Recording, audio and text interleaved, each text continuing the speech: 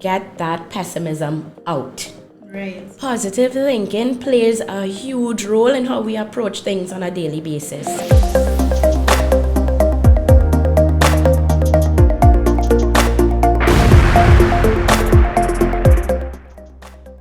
Hi guys, my name is Latina Mata, and today we are relaunching the True Growth podcast, and today is our first episode of the series, Moms Overcoming Mountains, and I have my lovely friend Patrianne Pennie Waterman here with me, and we're going to have a nice conversation about some challenges that she faced, how she overcame them, and we're really going to highlight this type of conversation because I feel as though moms really need to know that, although they're going through their challenges, they still are able to overcome the things that they have to, and why not bring people who are actually inspiration to me, right? So Patrianne, or I call her Pennie, right?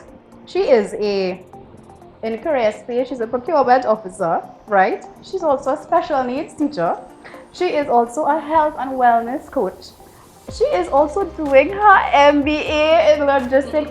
So Pat is here because I'm not sure how she does it, right? And I really want you to share some insight to help us navigate this space, because I know that I'm not the only mom who finds it very difficult juggling multiple hats. And I know that the audience here would really appreciate to hear what you have to say. All right? So, Thank you for having me. thank you for being here. So Patrianne, if you had to share a time in your life that was extremely challenging, what would that be? Well, I have faced numerous challenges over the course of time. However, I could pinpoint one particular time that was really, oh my gosh, the one of the worst years of my life. But by the grace of God, I overcame. God only, right? Yes, God only. It would have been the year, my final year in my bachelor's degree. The year of SEA, and if your moms know, SEA is a really challenging time, not only for the kids but for parents as well. Well, I've been told I'm not ready, Yes. and I has about 3 more years, so I'm patient. I'm taking my Girl. time. Girl. Right. I would have had my own business at that point in time, so I would have been focusing on building that. My husband would have had his business, which is GDF Athletic Club. I would have been supporting him, building that business as well, and doing that. I would have been working full time. I would have been trying to maintain a household, cook. How are you doing that? Yes, and managing all of these relationships as well. My young daughter, who would have been 3 at the time, navigating the COVID-19 pandemic and the anxiety that comes with that. You dealt with a lot of anxiety during that Yes, time. so it would have been a lot.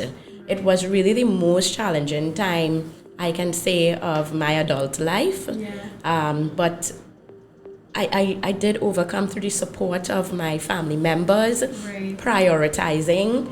I decided to cut the load, a little bit shorter, because at some point in time you have to know enough is enough. So what was the breaking point? Like when did you realize enough was enough? Because I mean, those are a lot of things that you do, and I think that, as you've mentioned, like sometimes you just don't even know when the cutoff point is. So what was the cutoff point? Did something happen? Girl. For me, at some point in time, I had to realize that I am an addict to busyness. Moms tend to feel that, we can do everything and we should be doing everything because we do it better than everyone. Right. And we have to understand that it's okay to ask for help. For me, it would have been a moment where you feel completely overwhelmed, where you melt down and maybe somewhat you're this close to a mental breakdown. Right. But it's okay to ask for help. It's okay to outsource if you don't clean the house, every day or every week. It's okay. It will still be there. I feel seen. So that was my breaking point. Asking for help, letting people know that, I'm a bit overwhelmed. And I decided to cut the load at some point in time, going out for lessons for my son, that support with my husband, to clean and everything. asking for more help with that regard. While you spoke, my pause raised, right? Yeah, I don't know, got in chills, right? So how did you manage mom guilt? Because I mean, from what you said there, it seems like you would have had a lot of mom guilt, right? How did you manage that? Definitely. I actually had to reach out to a lot of friends that I have, not a lot, but close friends, I should say, who I trust, you being one of them. Yes. Devan would have been one of them, my good friend Raquel, and just venting. You see, that circle that you create, trusted friendships, it does create a lot. And I mean, you have to be really careful with who you share your personal business with, but really having that space to vent, having that person on the outside that can look in and say, here, what? You are doing too much, right? Maybe you should look at help, finding mentors. It really did provide some support. That's awesome. So we had this challenge. We had a challenge like you are addicted to busyness, right? So I mean, all the mommies, if you can admit that you're addicted to busyness, we're saying we're going to identify that that's what we're dealing with, and we're going to reach out for some support. And it is okay to ask for help. It is okay. We need help. You do, right? So Pennie, if you had to describe motherhood in one word, what would it be? In one word, motherhood for me, the ideal word would be dynamic, because it changes every single day. There's never the same day twice. It's really dynamic and ever changing. So if you had to reach out to a mommy, right, or somebody who's a mom and they want to juggle all these hats, because you're a career woman, you're a wife, you're a mommy of two, you still make it to the gym, right? You right, you're a health coach and you are pursuing school right now. What advice you would give to them? Prioritize, prioritize, prioritize. You make a list of all the tasks that has to be completed, and you look at the most critical or important ones and put them to the forefront. And I would recommend that list taking or list doing, because having it all in your head, that mental wear is a lot. So I would definitely say create those lists and check them off. There's a sense of accomplishment. Yes, dignification when you check that list, check that task off that list. And again, prioritizing. So that is some of the recommendations. One day at a time. Don't overwhelm yourself with that long-term goal. Right.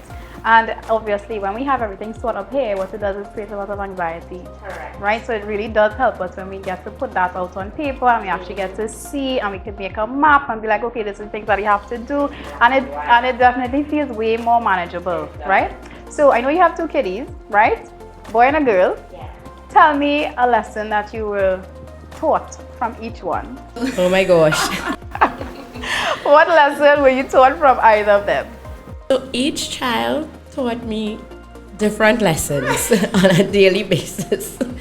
With my son, he is the older of the two. One of the major lessons that he would have taught me was that I'm great at teaching, right? He inspired me to go into teaching, special needs teaching. Yes, he was the inspiration, because he picked up so well when I taught him. Oh, so you felt like it was yes, I was like, doing. I'm good at this. I'm good at motivating, encouraging, and teaching. Right. Of course, I did not have as many tasks at that point in time, because he's 14. He'll be 14 next month. Wow.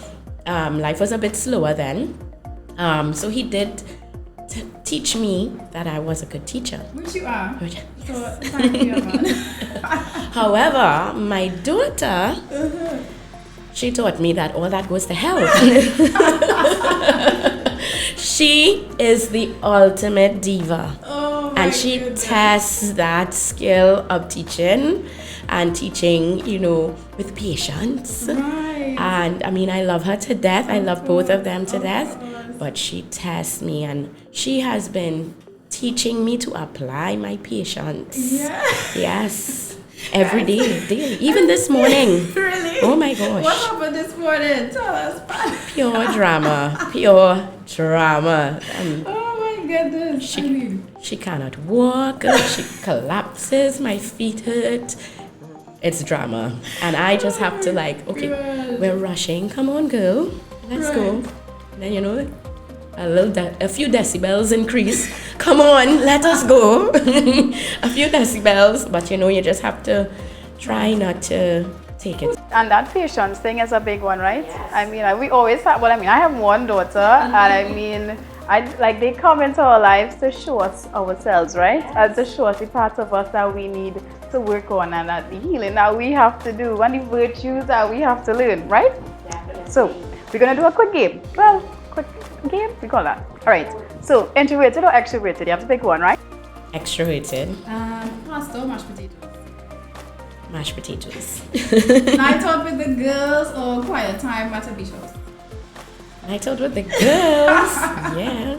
Mojitos and margaritas. Right. So, which stage do you prefer? Do you prefer newborn/toddler, or you prefer the current age that your kids are? Gosh, give me newborn/toddler anytime. Really? Because they do not talk back. They do not talk back. They actually listen as a newborn. They don't do much. Right. Give me cuddles any day. Right. Okay, good. So, Patrianne, it was an absolute pleasure to have you here. It was absolutely great being here. Thank you so much. Of course, next time we'll do this, right? However, I want you to share some words of inspiration to the corporate leaders, female leaders that we have here, just like yourself, in terms of how do you balance and manage and juggle all of the things that you do. And could you share one practical thing, because I like to do practical, right? So give me share with us, and me too, because I need some practical tips that you actually do on a daily basis. Like, do you have a routine? Give us the secrets. Tell us. So some practical tips that I would share with moms out there. Again, list taking, prioritize and plan the day before so that you can get your tasks done. Definitely taking it one day at a time. Rome was not conquered. I don't mean to be cliche, but Rome was not conquered in a day. Definitely get that pessimism out. Right. Positive thinking plays a huge role in how we approach things on a daily basis. Right. Just being grateful for another day, it sets the tone for the day. Right. And definitely visualizing the end result. You have to. So, Pat, is this something that you do like when you get up in the morning? Like, what time every day. So I get up at 4 to 4:30 a.m. most mornings, and I meditate, I talk to God, Papa God, and I just gratefulness, at least for the hour. Once I'm in the kitchen or even before the gym, I meditate on gratefulness and, the positivity that will flow throughout the day. And that's what really helps you to balance. It does, right? not trip out. As I said, Pat wears multiple hats. I admire the fact that she's able to do that, and she advocates for the work that we do here in terms of, gratitude. Set that time out for the morning. Make sure that you have God as the center of your day, the start of your day, so that you have a positive day throughout. So, Pat, once again, I thank you so much for being here. And guys, so this is the end of our first episode of the Moms Overcoming Mountains series, and I want you guys to stay tuned for the rest. Bye-bye.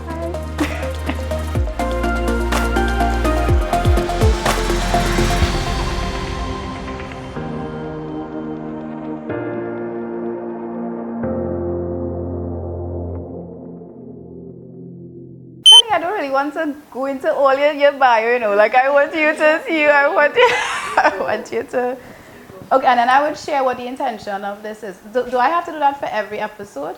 No? So officially relaunch the podcast. So I'm saying that this is the official relaunch of the True Growth podcast, and today we're starting the series Moms Overcoming Mountains. Alright, so let's give a conjure. Just now, how is this part here looking? That's right. I mean, I know you would say that. Lee, how it looking?